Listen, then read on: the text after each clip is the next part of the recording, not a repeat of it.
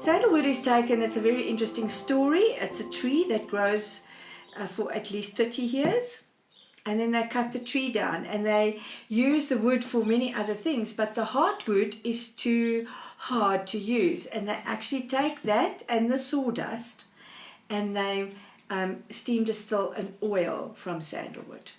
And then a lot of men's fragrances have sandalwood in, but a lot of women actually really love it.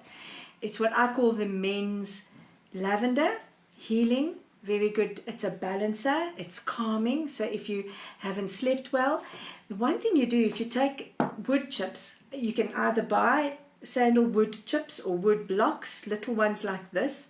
You put it into your cupboards, keeps out the insects like your fish moths, the things that eat your clothing.